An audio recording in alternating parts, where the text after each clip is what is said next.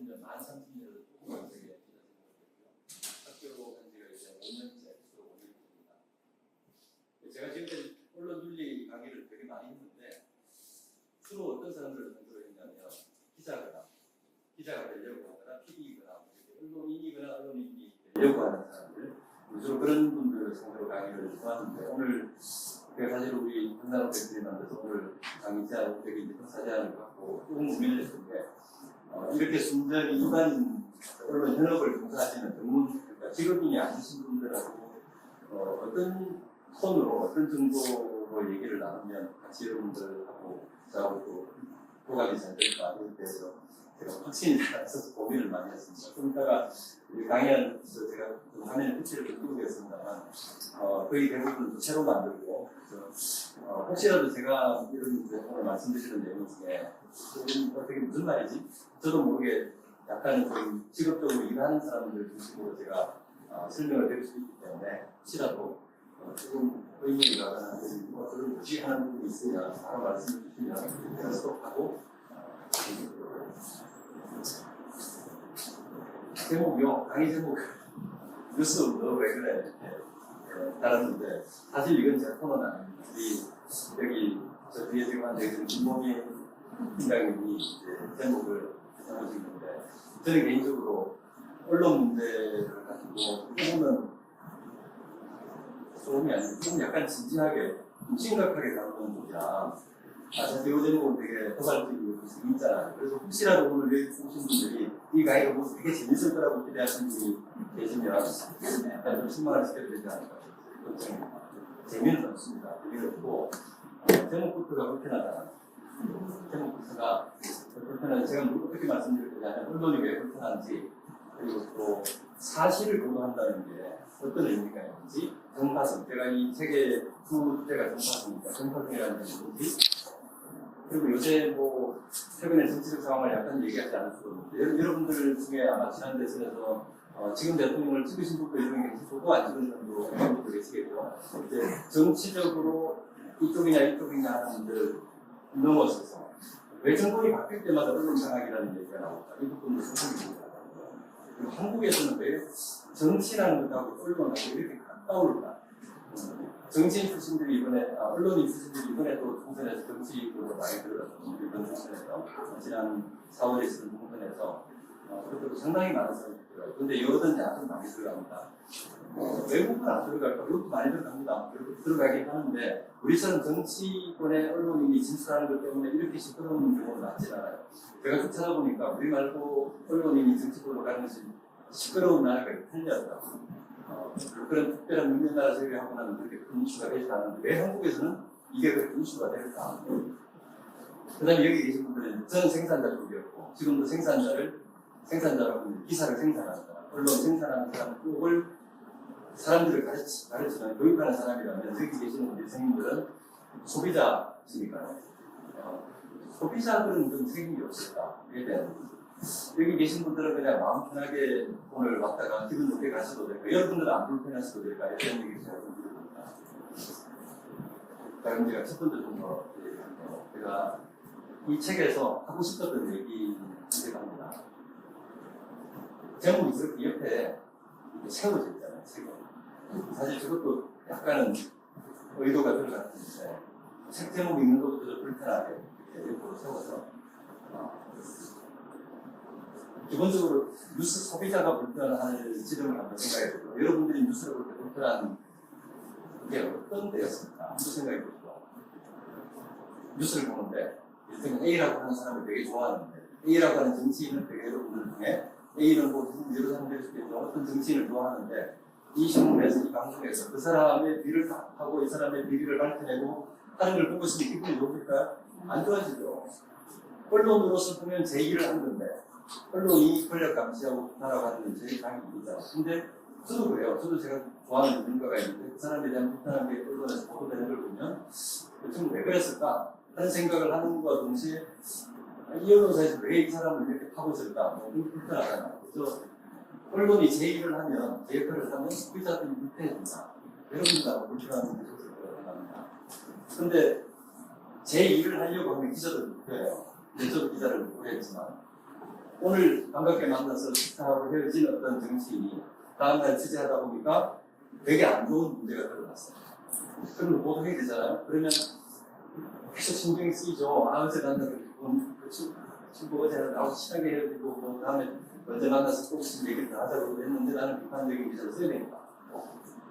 여러 가지 면에서 자기가 누군가를 비판하는 걸 평평하고 고소해요. 이때는 제가 평상시에 되게 나쁘다고 생각하는 그 사람, 아 그래 역시 나쁜 사람이 나쁘다고 생각하는 그 사람이 나쁜 일을 했네? 라고 그 사람 기사를 쓰면 되게 마음이 고각불복하고 편할 수 있겠죠. 난 내가 평소에 좋아하던 사람, 저 그런 경우 진짜 많이 했거든요. 저하고 평소에 아주 친하게 지내던 사람, 진짜 대학 다닐 때부터 친하게, 몇십 년을 친하게 지내던 사람이 막 무너져 내리는 걸 제 손으로 거기 일을 참여해야 되는 거예요.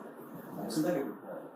만약에 내가 조금만 타협해서 그 기사 내가 먼저 쓰고 남이 쓰게 놔두거나 내가 내 기사 물 놓고 넘어가면 그냥 회사에서 좀 불편하게 느껴지는 거예요. 회사에서 야 너는 부산 기술주의하는 너는 여기서 무슨 뭐 불편하겠죠. 근데 그럼에도 불구하고 이 내가 친하게 지내는 평생 아주 오래 지내던 사람의 비리도 밝혀낼 때는 할 수 없다라고 심지어 자기 가족과 관련한 일을 써야 될 수 있는 거니까요. 그래서 이제 제가 여러분께 드리는 말씀이 제목 불편한 언론인데 언론이라는 거 원래 불편하다. 일하는 것도 불편하고 보는 것도 불편하고 불편할 수밖에 없다. 언론이 불편한 게 아니고 사실은 언론이라는 걸 통해서 전해지는 메시지들이 불편하다. 그리고 메시지가 불편한데 메시지를 비판하지는 못하니까 언론을 비판하다. 문제는 메시지다. 언론을 통해서 전달되는 메시지. 근데 그 메시지가 아니고 뉴스가 아니고 정보 자체가 아니고 우리는 그냥 눈앞에 그 소식을 전달해주는 그 언론을 불편하고 미워하고 때로는 공격하고 이런 거다. 이건 그 강승만 교수님이라고 전국대 명예교수 하시는 강승만 교수님. 그분이 이제 잘하는 말씀입니다. 사이다 언론을 바라는 세상이다. 내가 미워하는, 내가 비판하는, 내가 별로 좋아하지 않는 누군가를 시원하게 비판해주는, 시원하게 욕해주는, 아주 속이 후련하게 뻥 뚫리게 해주는 해장국을 그런 사이다 언론을 바라시냐? 제가 여러분께 질문을 드리는 겁니다. 그런 사이다 언론을 바라십니까? 아니면 내가 바라는 사람을 위해서는 뭐든지 좋은 이야기만 해주고 내가 좋아하는 사람에 대해서는 잘못한 게 있어도 봐주고 하는 그런 언론을 바라십니다. 이게 사실 사이다 언론이라고 하는 게 조금만 뒤로 가면 사이다 언론이나 마찬가지라고 생각합니다. 내가 원하는 정보를 그냥 만들어주는 거예요. 사실 언론일 필요도 없는 거예요. 그냥 그런 것만 전달해주면 됩니다. 이게 이제 오늘 제가 던지는 가장 큰 질문이기도 합니다. 현재 언론에 대해서 여러분들 다 비판적인 생각을 가지고 계시겠죠. 언론을 소구하는데 언론을 비판적으로 깨어있는 짓입니다. 자, 그러면서 언론은 비판 대상이고 대한민국에서 가장 대표적인 개혁 대상으로 꼽히는 게 하나 그냥 뭐 개혁한다 하면 언론 하면 뒤에 나오는 게 개혁이죠. 언론 개혁 어떻게 생각하십니까? 저도 최근에도 뭐 전화를 주시고 하고 있는데 이런 문제 개혁하면서 어떻게 된다고 생각하십니까? 언론은 항상 개혁 대상이에요. 그럼 여러분들은 항상 언론 개혁을 요구하시는 분들이에요. 여러분들 언론에 대해서 책임이 없으시다고 생각하실 테니까 언론은 개혁 대상이어도 되는 거예요. 자기 일이라면 그렇게 쉽게 개혁 이야기 못하거든요. 근데 저는 제가 항상 제가 이런 이야기하면 저도 불편하시겠죠. 뭐 우리한테 우리가 잘못이래 라고 말씀하실지 모르지만 언론만의 책임은 아니다. 이 현재 벌어진 이 모든 언론의 문제가 언론만의 문제는 언론인들은 그 책임 많이 모르는 도대체 머리에 총알이 붙다는데 왜 기사를 그렇게 썼을까? 왜 그렇게 한쪽으로 몰아가는 기사를 썼을까? 왜 그렇게 막 의도적으로까지 보이는 오보를 왜 냈을까?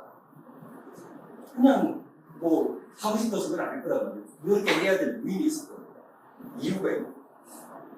그리고 제가 결론적으로 여러분들의 기분 안 좋으시지만 여러분의 생각을 포함해서 저는 생태계라고 이야기를 하는데 생산하는 사람, 제가 과거에 접했던 생산자, 그 다음에 여러분과 같은 소비자들, 그리고 언론을 규제하는 권력, 이 세 개의 플레이어들이, 세 개의 선수들이 지금 다 서로 뭉쳐서 서로 꽉 물려있다. 서로 바라는 언론을 만들기 위한 규제를 하고, 거기에 따라 생산하고, 그걸 또 열심히 소비했다. 그런 시스템으로 만들어져 있다는 걸 이 책에서 제가 말씀드리고 싶습니다. 이게 사실 오늘 제가 말씀드린 전부입니다. 여기서 끝내도 된다고 보십니다. 사실 거기 있고요.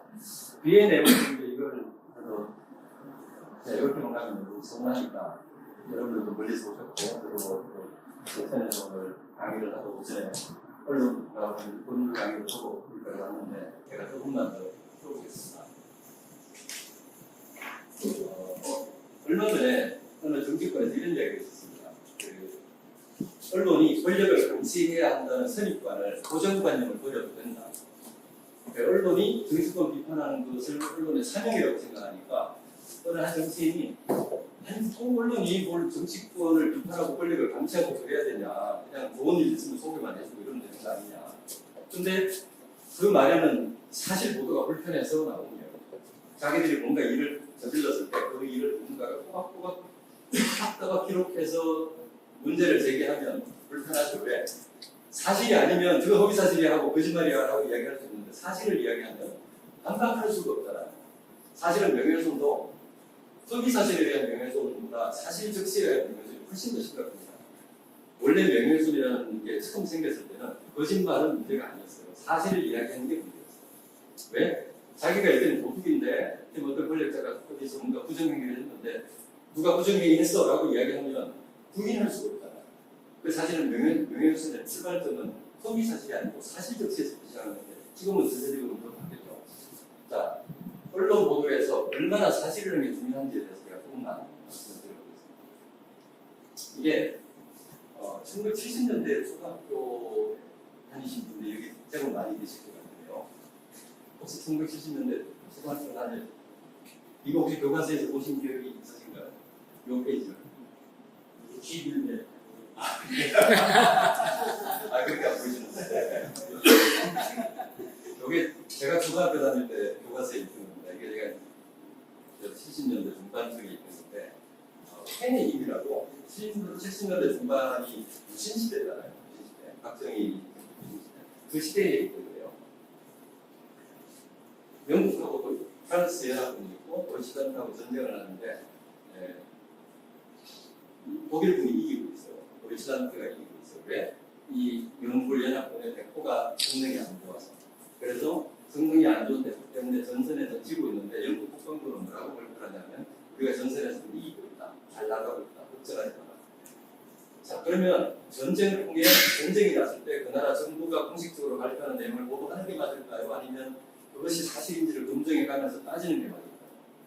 대부분의 매체는 그냥 정부 발표를 그냥 실었는데 요 매체는 데일리메일이라고 요 매체는 그때 현장에 전선에 후원을 보내서 확인을 했더니 전선에서 치고 있다, 밀리고 있다, 왜 대포가 문제가 그걸 보도를 했더니 정부 발표에 어긋나는 놈들이 매국적인 보도를 한다고 신문을 불살랐다는 겁니다. 그래서 사실 이 비슷한 상황이 한국에서 지금 벌어지고 있지는 않을까 그 생각이 드죠. 우리가 뭔가 공식적인 발표와 어긋나는 지금 정부에서만이 아니고 그전 정부까지 한번 쭉 길게 한번 보시죠. 여러분 기억을 해주십시오. 우리 주변에서는 이런 일이 일어나지 않았습니다. 근데 어쨌든 나중에 부상병들이 돌아와서 보니까 얘네 보도가 맞아. 실제로 우리가 그런 일이 있으면 게 맞아. 그래서 영국 국방부가 그래 맞다. 우리 잘못했다. 백호가 문제여서 하고 빨리 고쳐가지고 이겼다. 그래서 전쟁을 끝나고 나니까 독일의 카이저가 나는 신문 때문에 졌다. 데일리메일이라는 한장의 신문 때문에 라고 말했다. 이게 그때 교과서에 나온 내용이고 요 뒤에 페이지에 가면 뭐가 있냐면 교사용 지도서라고 붙어 있어요. 교사용 선생님들한테 이거 지도할 때 뭐라고 해야 되냐. 언론 보도가 신문 때는 언론이라고 하죠. 신문 보도가 얼마나 이런 민주적인 이런 의사결정에 중요한지를 학생들에게 교육하시고 뭐 이런 게 들어있어요. 되게 훌륭하잖아요. 유신시대에. 근데 그러다가 사라졌죠. 이게 1976년인가 이 페이지가 사라지고 그 뒤로 지금까지 안 들어갔습니다. 초등학교 교과서에 이런 내용이 들어있잖아요.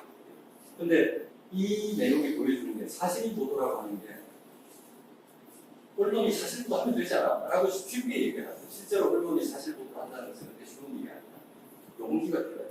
자기 신문이 불태워지는 걸 보면서도 싸워야 되는 거고 때로는 뭐 다른 여러 가지 정치적 압박이든 뭐 여러 가지 정치적 압박만 있을까요? 경제적 압박이 있죠. 그러면 하고 뭐 이런 일이 벌어지잖아요.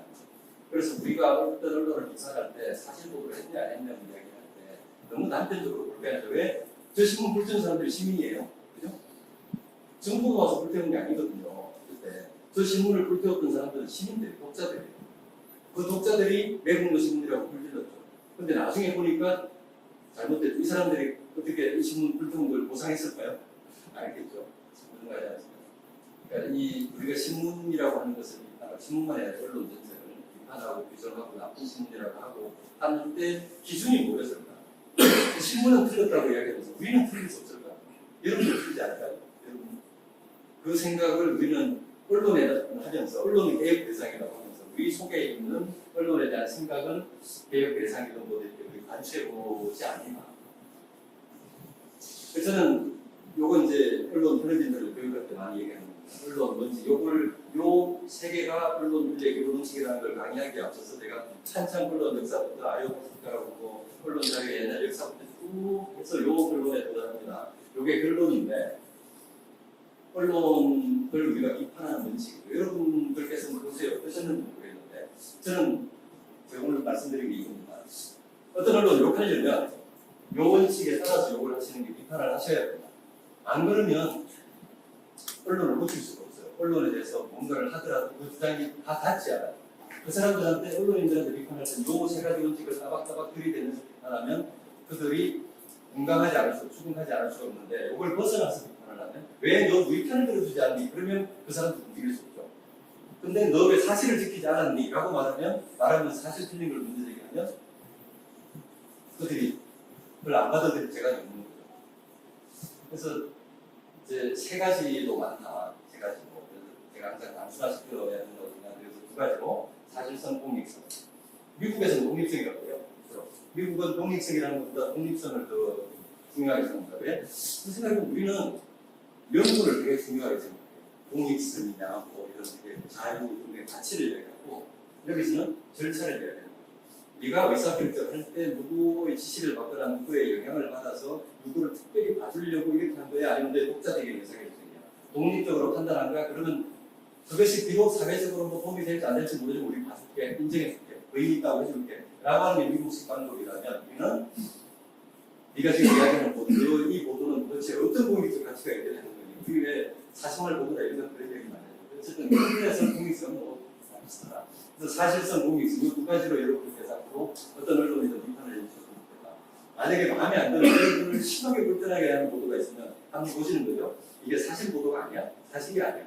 이게 공익적이고 독립적으로 판단하는 거 아니야. 그 두 가지가 맞다면 그 보도가 여러분을 불편하게 만들더라도 여러분은 그 보도를 인정해 주셔야 됩니다. 저는 말씀드리는 겁니다. 물론 안 하셔도 방법은 없는데 제가 여러분한테 비슷한 방법은 제 주장이 비판합니다. 제가 이제 이걸 조금 다르게 표현하면 사실성은 필요도 있고 사실이 아니면 아예 논의할 필요도 없는 거예요. 거짓말. 어떤 보도를 했는데 그 보도가 사실적인 근거가 없으면 사실이냐 아니냐는 근거로 입증될 수 있냐면 사실이냐 아니냐는 필요도 없고 공익적이냐 아니냐는 충분 요소입니다. 이 두 가지가 만족되어야 비로소 좋은 보도가 됩니다. 만약에 사실성이 아니면 이건 사실의 이쪽이 아니면 이거조차 없다면 그건 아예 논할 가치거든요. 그런데 사실이긴 한데 공익성이 약하다 그러면 보도로서의 가치를 높게 평가할 수 없는 거고 예를 들어서 뭐 누군가 어떤 재벌 속에 누군가가 결혼을 하는데 일반인과 결혼을 하는데 일반인들은 안 보이게 하려고 커튼을 치고 뭐 이렇게 장벽 속에서 하고 있는데 그걸 담을 누고 가서 한 10년을 제가 촬영한 적이 있어요. 사실 말씀드리죠. 근데 이걸 다 결혼하는 건 사실이죠. 근데 결혼하는 모습을 그렇게까지 막아놓은 것을 반문고에서까지 찍을 만한 공익적인 필요가 있었냐? 그럴 일은 아니다. 그래서 법원이 사생활 침해로 손해배상을 명령합니다. 만약에 그 사람이 공직자였고 공인이었고 그래서 공적인 활동이었으면 아무리 우리가 뇌물 받는 거 보도하지 마라고 벽을 쳐놓고 있었더라도 받는 거라도 보도해도 되겠다. 내가 일단 불법행위를 했는데 그 사생활이 알려지 못할 거야. 그래서 이 두 가지가 필요 조건과 충분 조건이라고 보시면 되겠다. 그래서 이제 제가 여러분이 재미없으실까 봐 조금이라도 기억을 더 하고 가시게 하려고 이렇게 사실성 더하기 공익성 하면은 보도를 본다. 요 표를 어제 만들었습니다. 혹시 나중에 다루는 아니면 요 그림을 그려주시면 좋겠습니다. 제가 사실성은 필요 조건이에요. 필요 조건. 사실이어야 비로소 그때부터 이게 논할 가치가 있다. 만약에 사실이 아니면 허위 사실이면 허위 사실을 어떻게든 대표적인 사례로 이르면 옛날에 트럼프가 대통령 당선됐을 때 취임식할 때 앞에 있는 그 넓은 광장에 사람이 모였는데 거기에 사람이 모인 사실을 제대로 보도하지 않은 적이 있고 약간 그 사진을 어디 공개한 게 있잖아요. 그걸 보고 누가 이건 사진 조작이라고 하니까 그거 뭐라고 했냐면 대안적 사실을 대안적 사실 올터네티브 팩트라고 대안적 사실 그게 이제 요새 되게 유행되는 말입니다. 누가 뭐라고 사실 보도하면 그것만이 꼭 사실이라고 하는 전제가 있니 뭐 이런 약간 애매한 말로 얘기하는데 그건 사실은 외전이죠. 거짓말이죠. 이게 사실성을 벗어난 커뮤니케이션은 아니다. 아예 성립할 수 없는 거다. 제가 조금 이 이야기를 제가 왜 했는지를 한번 보여드리겠습니다. 이런 일이 있었습니다. 기억하실지 모르겠는데 전남 광양제철소 앞에 시위를 하다가 길로 넘어왔습니다. 허가받은 원래 시위 장면이 아닌 쪽으로 길 쪽에 왕복 3차선 지역이나 6차선 도로에 망루를 세우고 농성을 하고 있었어요. 한국노동운동 이런 시위. 그래서 거기 사무처장님이 올라가서 시위를 하니까 경찰관하고 소방대원이 가서 진압을 합니다. 이때 사무처장이 실제로 뭐 정글도로 훔들거나 그랬다 이런 이야기가 있어요. 그래서 경찰은 제압을 했죠. 그 플라스틱 강망이로 공격으로 제압을 했습니다. 이게 언론에서 이 사실, 이건 하나의 사실입니다. 사실 어느 날 작년에 어딘가에서 벌어졌던 하나의 사실이죠. 이 사실을 언론은 어떻게 보도할 수 있을까? 한번 생각해보죠. 이게 한 신문에 실린 사진입니다. 이 사진은 뭐라고 어떻게 나와 있죠? 그분이 나무 위에서 이렇게 방어 자세를 하고 있고 누군가 진압봉을 내려치고 또 진압하는 뭐 이런 장면이죠. 이분은 아무런 위협을 가하거나 하지 않고 있는데 지금 맞고 있죠. 폭행당하고 있죠. 이 장면은 어떨까요? 이분이 비뚤어고 있죠. 이분이 비뚤어고 있죠. 자, 이 사실과 이 사실 중에서 어느 쪽이 더 여러분이 앞에 이 상황을 봤을 때 여기는 지금 앞에 왕복 1차선, 2차선인데 왕복 3차선인데 6차선의 큰 도로에 망루를 세우고 불법적으로 또 당연히 불법이죠. 거기에 올라가서 보건농성을 하고 있을 때 경찰이 이걸 놔둬야 할까? 진압하는 게 맞을까? 해체하는 게 맞을까? 통상적으로 해체할 수밖에 없는 거죠. 해체를 하는데 그때 그러면 어떤 방식으로 이걸 처리하는 게 좋을까? 여러분 각자의 마음속에서 이 사안을 어떻게 보려는 생각이 없죠. 이 장면일까? 이 장면일까? 뭐 둘 다 현실이죠. 근데 사진을 한 장을 쓴다면 어떻게 되나요? A신문에서는 고공농성 노동자 1분 넘게 원동 내리친 경찰 이렇게 정리가 되고요. 한쪽은 정글도 세파이트로 그런 방향 망무선 진압 이렇게 쓰였습니다. 다르죠. 이건 한겨레 신문이었고 저건 조선일보였습니다. 그리고 정글도가 있었냐 아니냐 가지고 논란이 많이 벌어졌고 이건 경향신문이었어요. 경향신문도 같은 사진을 썼습니다. 한국일보도 이 사진을 썼습니다. 거의 유일하게 한겨레만 이 사진을 썼습니다. 그리고 사진 제공도 여기는 전남경찰청 연합뉴스였고 여기는 한국노총 동영상 관물이 이게 정글도. 자, 우리가 보고 싶은 것만 보기 시작하면 보고 싶은 것만 보고 전하고 싶은 것만 전하고 그 장면에 되게 복합적인 여러 가지 장면 중에서 어느 것을 대표 이미지로 어느 장면을 슬라이스를 딱 써가지고 김밥은 이렇게 길게 해서 사실 재료가 잘 되면 어느 지점을 찾아가면 비슷하지만 사실 우리 사회의 사회에서 벌어지는 모든 일들은 다 비슷하거든요. 예를 들어서 후쿠시마 오염 수출인데 이걸 어떻게 하겠습니까? 노동 문제는 심각하고요. 집회, 각종 참사 문제, 참사 사건가 벌어졌을 경우에 어느 지점을 어떻게 보도할 것이냐에 따라서 사실 우리 사회에서는 그 구성원들이 인식하는 게 달라요. 사람들이 생각하는 거예요. 기억하는 공통의 사실이 달라요. 사실은 분명히 하나였는 거 복합적이죠. 그런데 보도는 다르고 그 보도를 본 사람, 아까 그 사람 같은 경우에도 어느 보도를 받느냐에 따라서 기억하고 있는 방향 사건이 달라요. 오늘 아침에 제가 무슨 이제 미디어와 관련 수업을 하다가 노동 관련 부분을 이야기를 하는데 노란봉투법이 한국에서 가장 기억에 나는 노동 관련 법이 뭐냐고 제가 대학원생들한테 물었습니다. 그랬더니 노란봉투법이라고 해요. 그래서 제가 한 명 한 명씩 노란봉투법이 뭐라고 생각하고 있는지 내용이 뭔지 한번 이야기해 보라고 했더니 다 저마다 다 네. 그 정도로 언론사 준비하는 사람들조차도 그렇게 다르다면 일반인들은 어떨까? 아, 노란봉투도 그런 거기에 정치적인 이미지와 누가 찬성하고 누가 반대하는 거에 쉽게 그냥 얹어버리고 자기 머리 생각을 안 하는 거죠. 여러분들도 아마 그건 비슷하지 않겠습니까? 우리가 근데 이 복잡한 모든 세상사를 모두가 여러분들이 다 자기 눈으로 이해하고 생각하는 게 힘드시겠지만 그러나 기본적으로 무엇이 객관적인 사실인가에 대한 생각은 하셔야 됩니다. 그래서 불편하고요.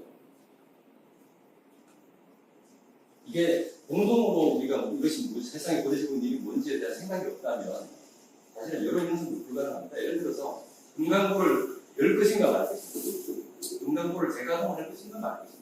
자, 금강구를 가동하지 않았을 때 생기는 문제는 무엇이고 금강구를 가동할 때의 문제는 무엇인지 우리가 객관적으로 얘기 앞에 놓고 종합적으로 판단하지 않고 한쪽 말만 들고 반대하는 사람 말만 듣고 한쪽은 찬성하는 사람 말만 들으면 원자력 발전은 하면 되는가 안 되는가에 대한 얘기를 해야 된다는 사람 하면 안 된다는 사람 당장 내일 하면 죽을 것 같은 사람 당장 내일 전기가 끊어질 것 같은 얘기 양쪽 다 프로파간다입니다. 양쪽 다. 그 프로파간다 속에서 여러분들이 사실을 골라서 봐야 되니까 사실을 파악해야 되니까 그래서 여러분들이 불편하신 거예요. 만약에 그런 식으로 계속 사실을 제대로 이야기해 주지 않으면 언론이 공론장이라는 게 여러분들 투표할 때도 마찬가지고 뭐 여론조사 많이 하잖아요. 여론조사 할 때도 뭐라고 답을 하는 게 사실 되게 위험한 일이죠. 저희 아파트에 그 옆에 동에 그 엘리베이터를 누가 붙였어요. 그 직원 중에 주민 중에 아마 이상한 사람이 한 분 있는 것 같아요. 그래서 그분을 고발하고 벽에 벽보가 붙어 있는데 거기에 서명을 받아요. 공동 엘리베이터를 이렇게 부순 사람이 있으니 이 사람을 엄벌해서 해달라는 탄원서에 서명해 주십시오. 내용을 아주 심플하게 써놓고 서명을 하는데 사람들이 별 생각 없이 서명을 막 해요. 그래서 저는 진짜 궁금한 것이 이 사람들은 실제로 그 사람이 어떤 일을 벌였는지 왜 그랬는지에 대해서 아무도 알려고 하지 않고 그냥 거기 붙여놓은 대로 하는 거예요. 왜? 우리한테 피해를 줄 수 있는 일이구나. 그러니까 그 사람 한 명이고 그 사람을 비판적으로 우리가 쫓아내야지. 세상 일을 그렇게 결정하기 시작하면 누군가 작심한 사람한테 쉽게 놀아나게 되겠죠. 그래서 사람들이 이렇게 이야기합니다. 민주주의는 식견 있는 부분이 있어요. 뭘 알고 있는 사람이 있어야 민주주의가 되는데 알지 못하고 그냥 표만 행사하기 시작하면 그건 의미가 없다. 그래서 이제 다시 사실 인식에 대한 얘기를 많이 하는데 사실 보도가 힘들죠. 사실 보도 힘든 일인데 그래도 언론에 자꾸 우리가 요구해야 되는 것은 사실 보도다. 적어도 사실을 보도하기 위해서 노력해야 돼요. 미국의 그 시각CP 뉴스로 미국의 한 언론 벽에 있던 내용인데 정리하면 이겁니다. 너네 엄마가 나한테 사랑해라고 하시는 이야기해도 확인해봐라. 근데 안타깝게도 이 회사는 망했습니다. 그 회사는 망했는데 어쨌든 이 말은 지금까지도 되게 인상적인 말로 기자들 사이에서 이야기를 해요. 신입사원 들어오면 신입 기자가 들어오면 야 미국에 이런 말이 있대 라고 하면서 거의 뭐 이렇게 항상 얘기를 하는 말 중에 하나입니다. 엄마가 나한테 사랑해 라고 해도 확인해봐라. 왜? 사실은 중요하니까. 사건 사고 보도 전문가들을 그런다네요. 그 다음에 이건 좀 더 오래된 얘기긴 한데 사실을 보도하는 게 얼마나 힘든가 이야기입니다.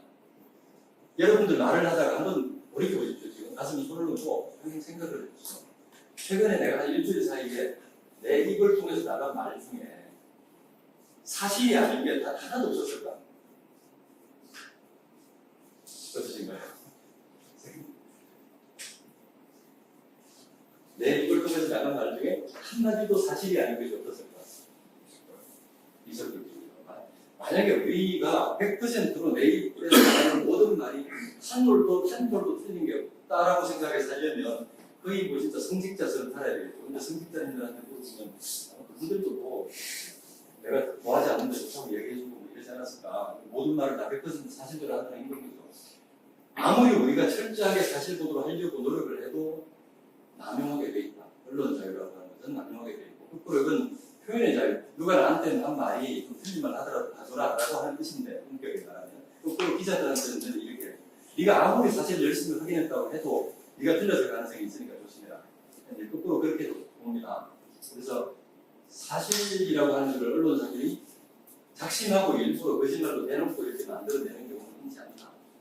언론이 아무리 사실 보도를 하려고 해도 실수하기 마련인데 하물며 사실 제대로 확인할 생각조차 하지 않고 함부로 보도를 해대기 시작하면 그러면 사실 뭐 나중에